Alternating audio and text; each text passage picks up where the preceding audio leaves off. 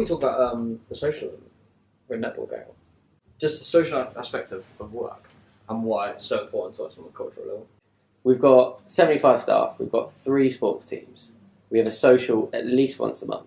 People hang out here after work multiple times a week. Yeah. What did you do from the beginning to make that? I think the mainstay of that is the fact that we hired friends at the start for multiple reasons. One, because they were luckily the best at what we needed them to do when we needed them to do it, which was great. And when you start a company, you need people who are loyal and people that are going to buy into what you're trying to achieve, and your friends or the people that are close to you at least are good examples of that. The culture has always had to spin off that friendliness, that vibe. We've always been a sporty kind of company, which has helped us evolve to having sports teams and things like that, which is great. And it comes on a story that our previous company, we always talked that we always set up a five-side team, and that company was a sports app. And having been there for 2 years and having 70 staff, of which 68 were guys, we never set it up. We just always said we were going to do it, and then we never did it. So in the 3rd week of Go, once Frankie had joined and Ben had joined, who were 2 of my mates and 2 people who I lived with at that point, we just said, fine, let's just ring Power League now, book a date. We're all completely unfit, and that's why we always put it off at sport. We're like, oh yeah, right, we'll all start hitting the gym, and 6 weeks time we'll book it, and it will never ever happen. Obviously, as everyone never goes and never tries. And once you actually book something in, so that day we booked the Power League league to start. The week later, and we bought £250 worth of kit, and we're like, just gonna have to do it. And we rocked up, and we won. And we're like, wow, it's great fun. So we've had Go FC for a long time. Then as our company got bigger and bigger, we had to bring in a new 5-side football team, which is Go Rovers, which is great, and now has got a great camaraderie between the 2 teams. And now the girls have got a Go netball team, which is its 2nd ever game. Second game tonight, which is quite exciting. But we had Sports Day last week. An incredible day. Great day, playing rounders and then all the classic sort of British school sports day games. And yeah, we also do the kind of standard social stuff where we put money behind the bar at a local bar, or we do certain activity nights or whatever it is, be it in the office or outside the office, and I think that's important. What we really did focus on after about 6-7 months of having the company, when we got to 10 people, and we were realising that as the 3 directors we were very much steering the social calendar, and we began to be hiring people that didn't necessarily like the same stuff as us, but we were pushing them towards doing the stuff that we wanted to do. Yeah, not everyone wants to play football. Exactly, and therefore we're like, okay, well, what we're going to do to solve that problem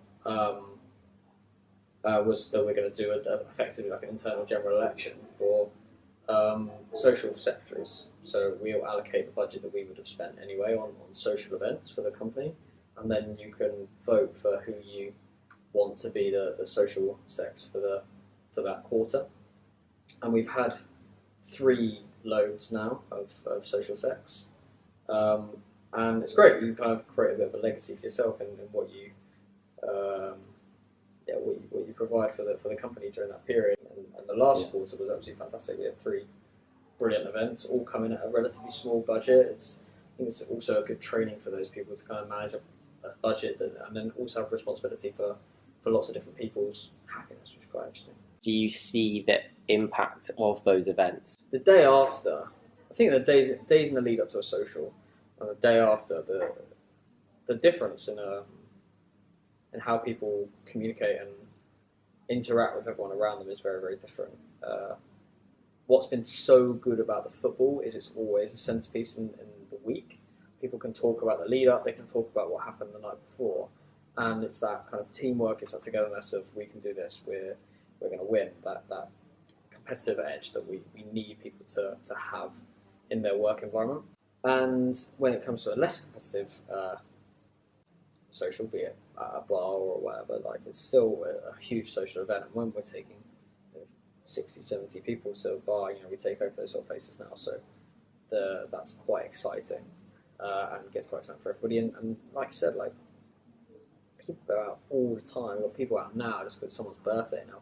When you get 70 people, it's always someone's fucking birthday, and everyone's having a drink, celebrating.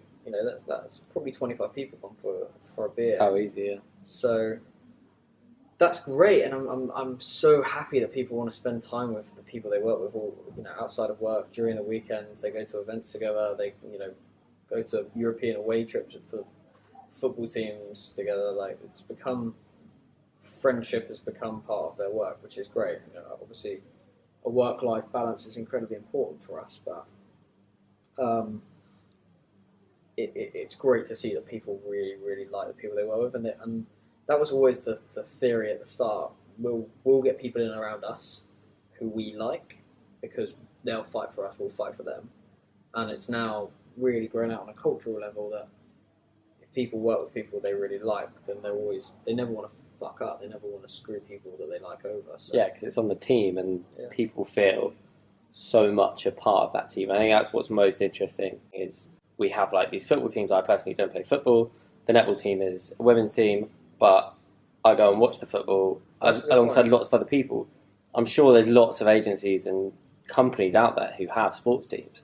I'd argue all the time. Yeah, I'd argue there can't be that many that also have a dedicated fan base who just love to go and stand on the sidelines. Well, it's great. It's great fun because in the situations that we're in, let's take Power League, five-a-side football as an example.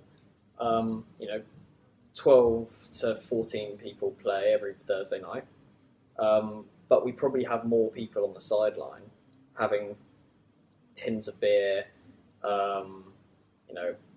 We've got champagne on the sidelines. You've got food, drink.